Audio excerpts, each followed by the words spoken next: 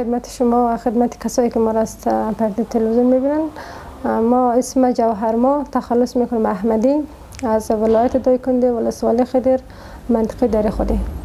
ما قسمی که دکتر صاحب قصه کرد، ما دکتر صاحب از خیلی منطقه نزدیک هستیم. سابقه هم دیگر میشناختیم ولی در حد یک سلام علیک نبودیم. حتی با هم زنگ و پیام هم نداشتیم. حدود 2 ماه میشه که دکتر صاحب دمه پیشنهاد کرد، با هم 6 تیم گپ زدیم، به توافق رسیدیم. بعدا خانواده را گپ زدیم، خانواده ها را گپ زدیم، گفتیم که این ما همدیگر را میخوایم ولی رضایت شما خیلی مهم است، باید دعای خدا رضایت خودت ما بدین. ولی خانواده هم که شکر خدا مخالفت نکردن، با وجودی که حضور نداشتن ولی مخالفت نکردن. با یک سری مشکلات اقتصادی و مشکلات امنیتی فعلا نتونست که در محفل ما حضور پیدا کنه، آمده نتونستن دیگه. امور خمیج خانواده مخالفت نکردن، ما محفل خود گرفتیم. وضعیت اقتصادی ما اردیم و دانشجو هستیم. خود ما محصل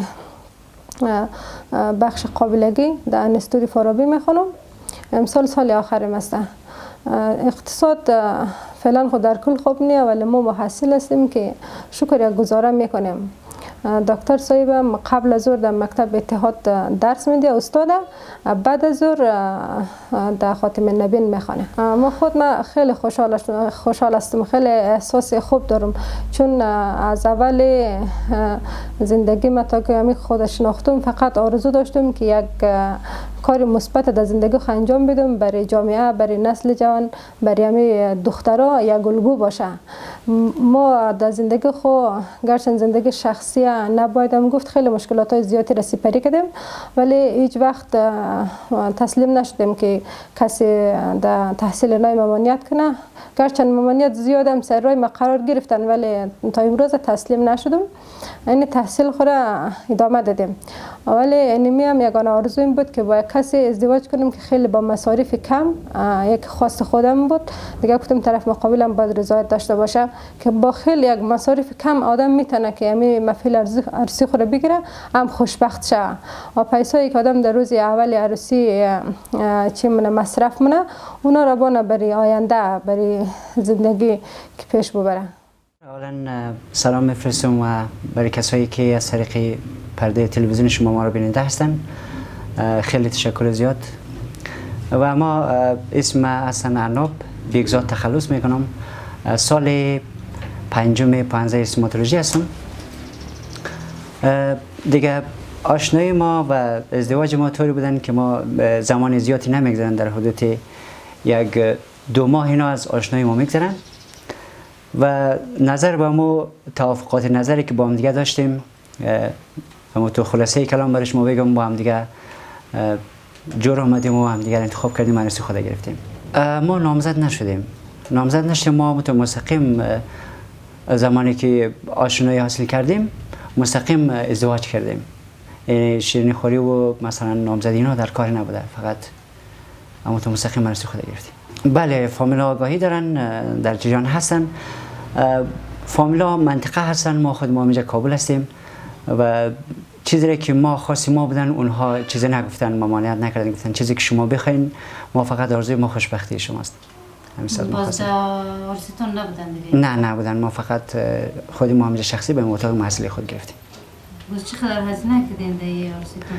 هزینه که حالا تقریبا رسانه‌ای هم شدن، ما در حدود همون مبلغی که در رسانه هم گفته شد، مبلغ 1500 افغانی هزینه کردیم. فقط دوستای خود به یک کلچه و یک گلاس آب میوه دعوت کردیم.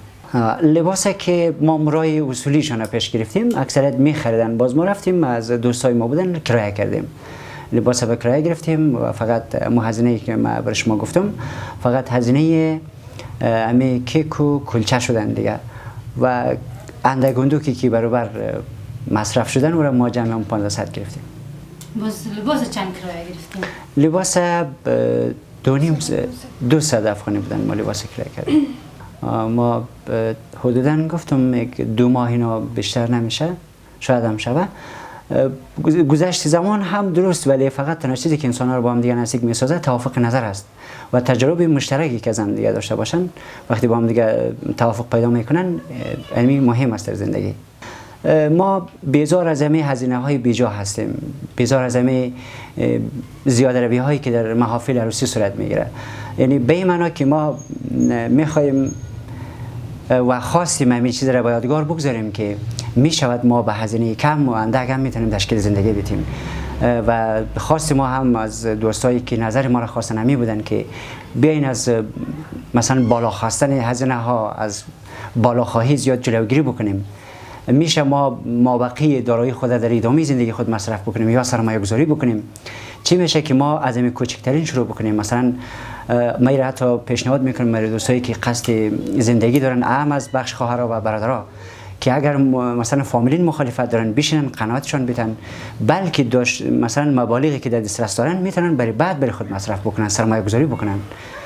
میشه از این طریق آدم زندگی خود و آینده خود رقم بزنه. چیز بسیار واضح است. بله، بازم دیدگاه متفاوت است. شاید هر کی به دیده ببینه، از یک زاویه ببینه و قضاوت بکنه. تاثیر خود داره به کسایی که اهل عملن، مثلا وقتی حرف میشنون عمل بکنن. شنیدن ها زیاد است، ما بسیار شنیدیم، اما اینی که کی دست به عمل میزنه دیگه بستگی به خود شخص داره. من خودم امیدوار هستم اگر کسی با گوش شنوا واقعا بشنوه این نهادی نبکنن، مثلا از خودشون شروع بکنن. همین رقمی که ما خودم این کار انجام دادم باید تاثیر بکنه. یعنی ما تا برای دوستایی را گفتم میتونیم که باید مثلا سر شما تاثیر بکنه. طبعا ما در جامعه افغانستانی دچار مشکلات اقتصادی هستیم، پس بیاین مثلا کارهایشان و عملهایشان اصلاح بکنن در همین قبال که چون مشکلات اقتصادی خیلی زیاد هستن. خب من نمیگم من شروع کار کردم، شاید شبیه از من نمونه های زیاد بودن، اما بازم میرم مکررن میگم عمل بکنن. وقتی همی مثلا حالا تقریبا اکثریت رسانه های محترم در جریان هستن، وقتی اینا رو میبینن و سخنهای ما رو میشنون عمل بکنن، فقط دست به کار شون. چیز سختی نیست. بشینن اگر والدین ها مخالفت میکنن قناعتشون بدن، جوابای درستشون برشون بگن، میشه موفق شود. هیچ کاری نداره، فقط توافق نظر طرفین مهم است. اگر وقتی می دو طرف مقابل که هم دیگر میخواه هم نظر باشه، کدام کاری مشکلی نیست، عملی میشه ان شاء الله.